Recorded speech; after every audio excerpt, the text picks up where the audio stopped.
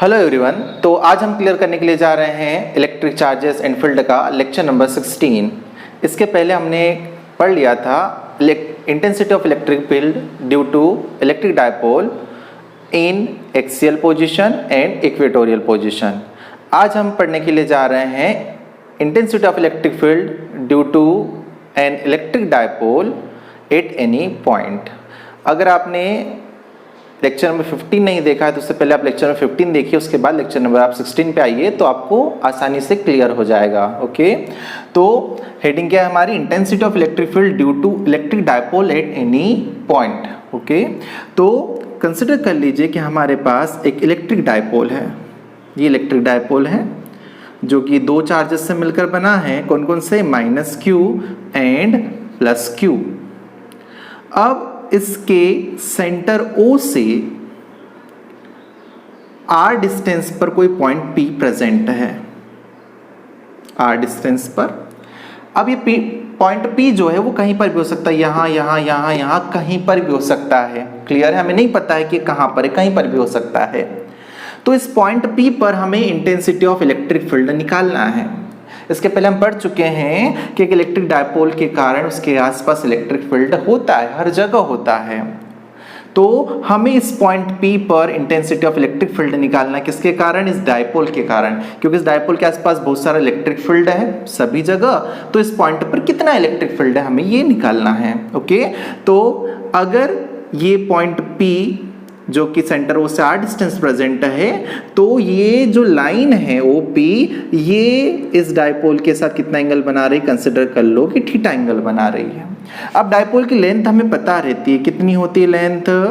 इसकी लेंथ जो होती है 2a होती है। ओके, इसकी लेंथ 2a, तो ये वाला पार्ट भी a हो जाता है और ये वाला पार्ट भी a हो जाता है। 2a को हम 2 पार्ट्स में डिवाइड कर देते हैं। ओके, अब इस पॉइंट P पर हमें इंटेंसिटी ऑफ इलेक्ट्रिक फील्ड निकालनी है। कैसे निकालेंगे?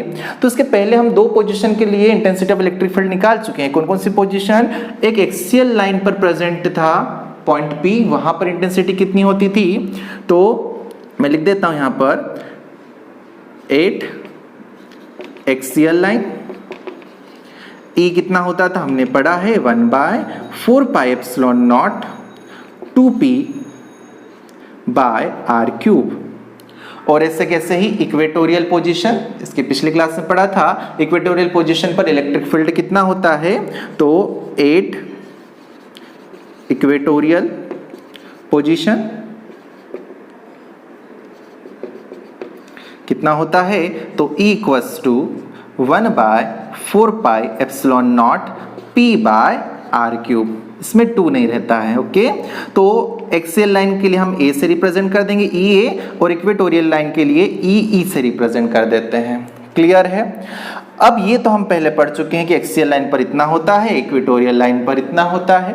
पर हमें तो ये पॉइंट P दे के रखा है कि पॉइंट P है ना, तो ये एक्सियल लाइन पर प्रेजेंट है ना ही इक्वेटर पर प्रेजेंट है। तो हम क्या करें? हमें पता है कि इलेक्ट्रिक डायपोल का एक डायपोल मोमेंट होता है P। कितना होता है? Q × 2a होता है। और ये जो P होता है एक वेक्टर क्वांटिटी होती है और उसकी डायरेक्शन -2+ होती है।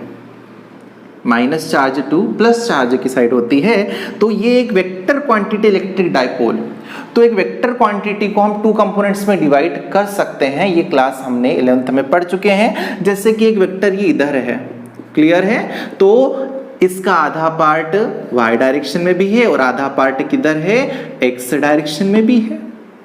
एक एरोप्लेन इस डायरेक्शन में जा रहा है, ठीक है?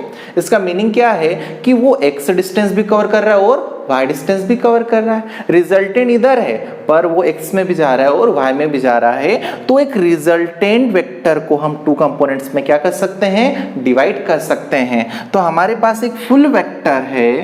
कौन सी क्वांटिटी? Electric dipole. इसको हम 2 कंपोनेंट्स में डिवाइड कर सकते हैं। क्लियर है? तो एक कंपोनेंट हम ले लेते हैं, ये जहां पर हमें इलेक्ट्रिक फील्ड निकालना है उसके पैरेलल, कुछ इस टाइप से। इसका एक पार्ट हमने इधर ले लिया इसकी डायरेक्शन में, मीन्स ये -q और इधर हो जाएगा ये +q। इसका एक कंपोनेंट इसके पैरेलल ले लिया है। अब ये कंपोनेंट कितना हो जाएगा थीटा का, तो हमें पता है थीटा जहां पर बनता है वहां पे कोस थीटा का कंपोनेंट आता है, मीन्स बेस बाय हाइपोटेनियस। तो ये वाला जो कंपोनेंट हो जाएगा कौन सा हो जाएगा, ये हो जाएगा पी कॉस थीटा। क्लियर है, मीन्स ये पूरा पी जो है इसका आधा भाग इधर है पी कॉस थीटा, और एक रहेगा इसका परपेंडिकुलर कंपोनेंट ये इस डायरेक्शन में, तो ये वाला जो रहेगा वो क्या हो जाएगा P sin थीटा। क्लियर है। अगर आप इसको थोड़ा सा घुमा दो, ऐसे ऐसे कर दो, ऐसा ऐसा, इसको A को ऐसा घुमा दो तो ये भी घूमेगा, ये इधर चला जाएगा और ये इधर चला जाएगा। X आपकी ये हो जाएगी, Y ये हो जाएगा। इस A को थोड़ा सा ऐसा घुमा दिया तो अब देखो आपका ये रहा A और ये रहा आपका एक कंपोनेंट और ये रहा दूसरा कंपोनेंट। क्लियर है। तो हमने क्या किया है, हमने बस इस वेक्टर क्वांटिटी, इस इलेक्ट्रिक डायपोल मोमेंट को हमने टू कंपोनेंट्स में डिवाइड कर दिया। एक पैरेलल कंपोनेंट इस डायरेक्शन में जो कि हो जाएगा p cos थीटा क्योंकि एंगल थीटा है, और एक हो जाएगा परपेंडिकुलर कंपोनेंट क्या हो जाएगा p sin थीटा। ओके, तो अगर ये समझ में आ गया तो आगे की चीजें बहुत ही इजी हो जाती है। अब देखिए एक ये रहा हमारा p cos थीटा, एक ये रहा डायपोल और एक ये रहा डायपोल। मीन्स इस डायपोल मोमेंट का एक पार्ट ये रहा और एक पार्ट ये रहा। अगर मैं इसकी बात करूं p cos थीटा की, ओके, तो इसके अलोंग पॉइंट P कौन सी पोजीशन पर है, ये अगर इस कंपोनेंट को हम अलग ले लें, ठीक है, ये आपका हो जाएगा -q, यहाँ पे +q, और ये वाला जो है आपका p cos थीटा है। इस डायपोल मोमेंट का ये वाला कंपोनेंट p cos थीटा है, और देखिए इसी की डायरेक्शन में पॉइंट P भी प्रेजेंट है, ये यहाँ पर पॉइंट P प्रेजेंट है। क्लियर है। अब ये पॉइंट P यहाँ पर प्रेजेंट है तो ये कौन सी पोजीशन हो जाती है, एक्सियल पोजीशन हो जाती है। हम पढ़ चुके हैं कि इलेक्ट्रिक डायपोल के कारण इंटेंसिटी ऑफ इलेक्ट्रिक फील्ड कौन सी पोजीशन पर, एक्सियल पोजीशन पर, और वो कितनी आई थी 1/4πε0 2p/r³। ओके, बट यहाँ पर P क्या पूरा P है, पूरा P तो ये रहा, बट उसका एक कंपोनेंट इधर P cos थीटा, तो यहाँ पे एक्सियल लाइन पर कितनी इंटेंसिटी हो जाएगी 1/4πε0 2p cos theta bye r³। Clear है, क्योंकि पूरा p नहीं है इस डायरेक्शन में कितना है p cos थीटा है। ओके, ऐसे कैसे आप ये वाला कंपोनेंट देखिए p sin थीटा, ये आपका p sin थीटा है, ये -q यहाँ पर +q, और ये हो जाएगा आपका p sin थीटा कंपोनेंट, ये वाला। अब इसके देखो ये कैसे है, ये परपेंडिकुलर है, मीन्स इस डायग्राम को थोड़ा सा ऐसा करो तो आपको यहाँ पे आ जाएगा, ये यहाँ पर पॉइंट P प्रेजेंट है, तो ये कौन सी पोजीशन हो जाती है, इक्वेटोरियल पोजीशन हो जाती है, ब्रॉड ऑन साइड पोजीशन हो जाती है। और इसके लिए इंटेंसिटी कितनी निकाली थी 1/4πε0 p/r³, बट यहाँ पर P पूरा नहीं है, कौन सा कंपोनेंट है यहाँ पर P sin थीटा का कंपोनेंट है, तो यहाँ पे sin थीटा आ जाएगा। ओके, अब दोनों इसमें रिजल्टेंट की डायरेक्शन देखो, इसमें जो रिजल्टेंट हमें मिला था वो इस डायरेक्शन में मिला था, इधर बड़ा हो रहा था इधर छोटा हो रहा था, तो हमने इसको इधर से इधर किया तो माइनस का हो गया, रिजल्टेंट हमें इस डायरेक्शन में मिला था, और इसमें हमें जो रिजल्टेंट मिला था वो इस डायरेक्शन में मिला था। क्लियर है। तो यहाँ पर अगर हम रिजल्टेंट की डायरेक्शन बताएं तो आपकी एक्सियल पोजिशन के लिए E1 जो आपको मिलेगा या फिर E एक्सियल लाइन पर जो मिलेगा वो इस डायरेक्शन में मिलेगा, देखो ये इस डायरेक्शन में, और इसके लिए ये वाले इसके लिए जो इक्वेटोरियल मिलेगा वो हमें क्या मिलेगा इस डायरेक्शन में, मीन्स इस टाइप से। क्लियर है, तो ये इक्वेटोरियल मिल जाएगा। अब अगर हम दोनों का रिजल्टेंट निकालें इन दोनों का, तो ये इनका क्या रहेगा, रिजल्टेंट रहेगा E, क्योंकि हमें resultant intensity of electric field ही तो निकालनी है। क्लियर है, इन दोनों की। देखिए अब फिर से एक बार मैं समझा रहा हूं, ये आपका कंपोनेंट था जो ये पूरा आपका वेक्टर था P, इसको हमने टू कंपोनेंट्स में डिवाइड किया, एक हो गया P cos थीटा, एक हो गया आपका P sin theta. P cos theta के लिए जो पॉइंट यहाँ पे P है वो एक्सियल लाइन पर प्रेजेंट है, तो उसके लिए इलेक्ट्रिक फील्ड हो जाएगा 1/4πε0 2P cos theta bye r cube, और इसकी डायरेक्शन जो रहेगी आपकी इस टाइप से इसी के अलोंग रहेगी। क्लियर है, इलेक्ट्रिक डायपोल के अलोंग रहेगी। अब इक्वेटोरियल पोजीशन अगर हम बात करें दूसरे कंपोनेंट की P sin थीटा, तो इसके रिस्पेक्ट में पॉइंट P जो है इक्वेटर पर प्रेजेंट है, तो उसके लिए इंटेंसिटी क्या हो जाएगी, हम पहले पढ़ चुके हैं 1/4πε0 P sin theta bye r cube, but direction जो रहेगी इक्वेटोरियल पोजीशन के लिए हम पढ़ चुके हैं कि रिजल्टेंट की डायरेक्शन इस टाइप से आती है, तो ये हो जाती है। अब ये एक्सियल लाइन के लिए हो गया, इक्वेटोरियल लाइन के लिए हो गया, हमें रिजल्टेंट निकालना है, तो ये इन दोनों का रिजल्टेंट रहेगा बाय पैरेललोग्राम रूल। ओके, तो अब हम रिजल्टेंट निकाल सकते हैं। तो रिजल्टेंट कैसे निकालते हैं दो वेक्टर्स का, तो रिजल्टेंट के लिए हम फॉर्मूला पढ़ चुके हैं। क्या था फॉर्मूला, वो फॉर्मूला था equals to root E1 square means EA square plus E2 square means EE square plus 2EA EE cos theta.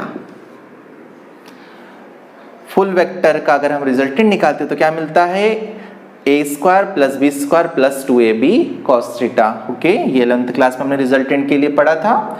अब अगर हम वैल्यूज पुट करें तो रिजल्टेंट e की वैल्यू क्या आएगी, ea स्क्वायर, ea कितना है 1/4πε0 2p cos theta bye r cube, तो 1/4πε0 2p cos theta bye r cube, और इस पूरे का क्या हो जाएगा, स्क्वायर हो जाएगा इसके according, plus E square means इसका स्क्वायर, तो क्या हो जाएगा 1/4πε0 p sin theta bye r cube, और इस पूरे का स्क्वायर, प्लस 2EA EE, इसको ऐसे ही रहने देते हैं, cos थीटा। थीटा देखो थीटा कितना है, EA और E, थीटा किसके किसके बीच में रहता है, ये वाला इन दोनों के बीच में, तो इसके और इसके बीच में थीटा कितना है 90 है, एक दूसरे के परपेंडिकुलर है, तो ये cos 90 हो जाएगा, और cos 90 की वैल्यू कितनी हो जाएगी 0, तो वाली टर्म पूरी क्या हो जाती है 0 हो जाती है।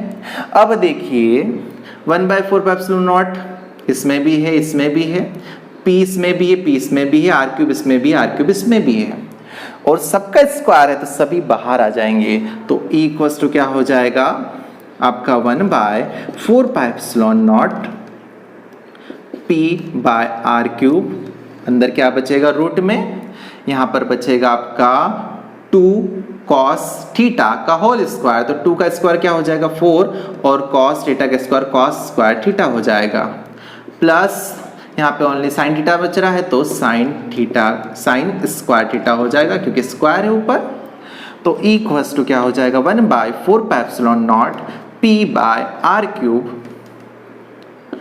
इस 4 cos स्क्वायर थीटा को हम क्या लिख सकते हैं 3 cos square theta plus cos square theta plus sign square theta, ऐसा हम कर सकते हैं, हाँ कर सकते हैं, क्यों, क्योंकि 4 cos स्क्वायर थीटा को हम लिख सकते हैं 3 cos square theta plus cos square theta, तो क्या हो जाएगा 4 cos स्क्वायर थीटा, तो इक्वल्स टू इसकी वैल्यू क्या होती है sine square theta plus cos square theta 1 हो जाती है, तो 1/4πε0 p by r cube 3 cos square theta plus 1, इसकी वैल्यू 1 हो जाती है। इसमें आप 1 को आगे कर सकते हैं, 3 cos स्क्वायर थीटा को पीछे कर सकते हैं, तो हम लिख सकते हैं equals to 1/4πε0 p by r cube root 1 plus 3 cos square theta, तो यह आ जाता है हमारा formula. Okay, equals to 1/4πε0 p by r cube root 1 plus 3 cos square theta, ये रहेगी इस पॉइंट P पर इंटेंसिटी ऑफ इलेक्ट्रिक फील्ड। अब आपकी इच्छा हो तो इसको हम चेक भी कर सकते हैं। ओके, तो इस बोर्ड को यहाँ से मैं थोड़ा सा इसमें से हटा देता हूँ और हम रिजल्ट को चेक करते हैं।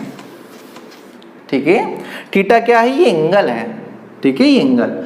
अब अगर आपका ये पॉइंट P से खिसकते खिसकते कहाँ पर आ जाए, ये यहाँ पर पॉइंट P आ जाए, ये यहाँ पर, ये लाइन ऐसे ऐसे होते होते यहाँ पे पॉइंट पी आ जाए, तो देखिए कितना एंगल बनेगा। ये थीटा जो है ये तो ऐसा कम होते होते होते कितना हो जाएगा, 0 हो जाएगा।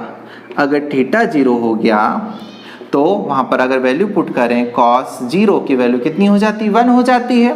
तो इक्वल्स टू क्या मिलेगा, 1/4πε0 p by are cube root 1 + 3 cos square theta means cos 0 की वैल्यू 1 हो जाएगी, क्योंकि ये सब कम होते होते यहाँ पर जब आएगा तो 0 एंगल हो जाएगा थीटा की वैल्यू।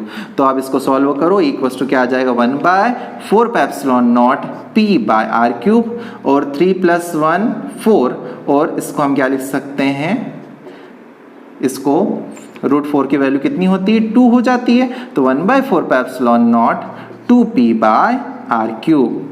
तो ये देखिए ये एक्सियल लाइन के लिए हमारे पास आंसर आ जाता है। इसको हमने यहाँ पर एक्सियल लाइन पर लेके आ गए, तो हमारा ये रिजल्टेंट बन जाता है एक्सियल लाइन के लिए, मीन्स हमारे फॉर्मूला सही है। अगर ये सब बढ़ते बढ़ते, ये थीटा कुछ है, अब ये सब बढ़ते बढ़ते बढ़ते कितना हो जाता है, थीटा 90 हो जाता है। क्लियर है? तो देखिए ये पॉइंट पी कहाँ पर चले जाएगा, इक्वेटर पे चला जाएगा। यहाँ पर मीन्स थीटा अगर 90 हो गया तो ये इक्वेटर की पोजीशन हो जाएगी, और थीटा अगर आप यहाँ पे 90 पुट करोगे, ठीक है, थीटा अगर यहाँ पे 90 हो जाए, cos 90 की वैल्यू 0, तो आपको कितना मिलेगा, equals to 1/4πε0 p by are cube into √1 की वैल्यू 1 हो जाएगी, तो आपको मिल जाएगा 1/4πε0 p बाय आर क्यूब, जो कि इक्वेटर के लिए हम पहले ही इक्वेशन पढ़ चुके हैं। मीन्स हमारा ये आंसर क्या है, सही है। क्लियर है? अब इसी को हम क्या करते हैं, थोड़ा सा आगे बढ़ाते हैं। ओके, इसको समझना थोड़ा सा मुश्किल है, तो इसको आप 1-2 बार देखना तो बहुत आसानी से समझ में आ जाएगा। ओके,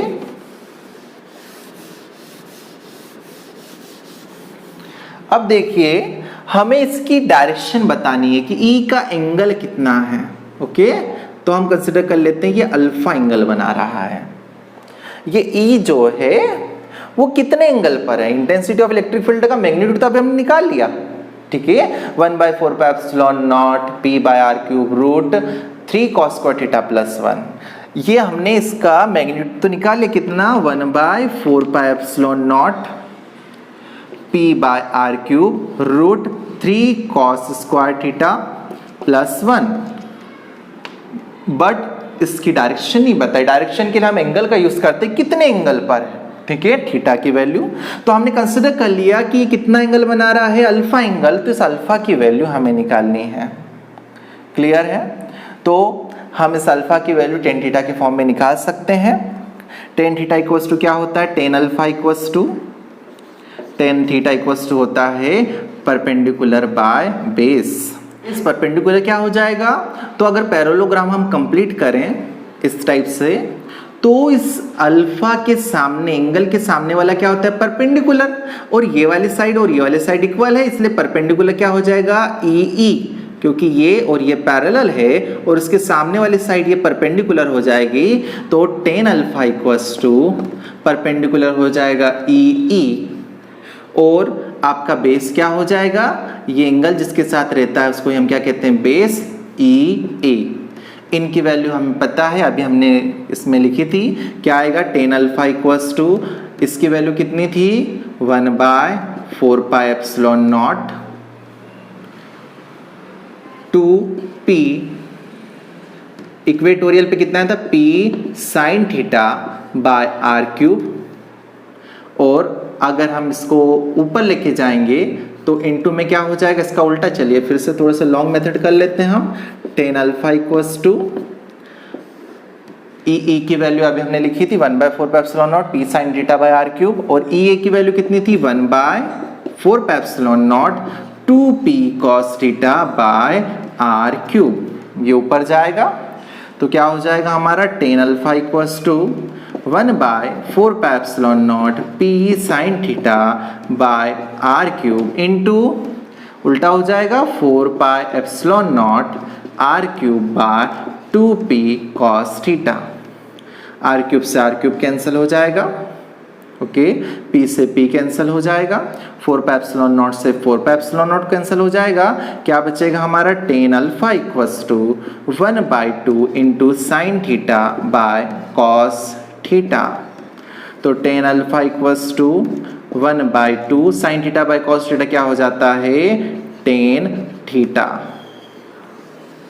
ओके, तो tan अल्फा, अल्फा क्या है, एंगल है, किसका एंगल, कि रिजल्टेंट जो इंटेंसिटी मिल रही है वो कितने एंगल पे मिल रही है, क्लियर है, ये रिजल्टेंट इंटेंसिटी की डायरेक्शन है।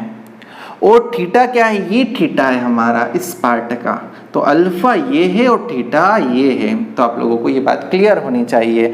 तो अगर आपको यहाँ पे थीटा दिया रहेगा तो आप अल्फा की वैल्यू क्या कर सकते हो, निकाल सकते हो, क्लियर है। तो ये था हमारा intensity of electric field due to electric dipole at any point.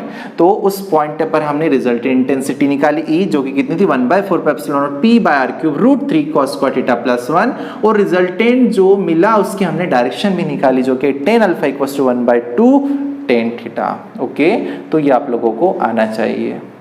Thank you.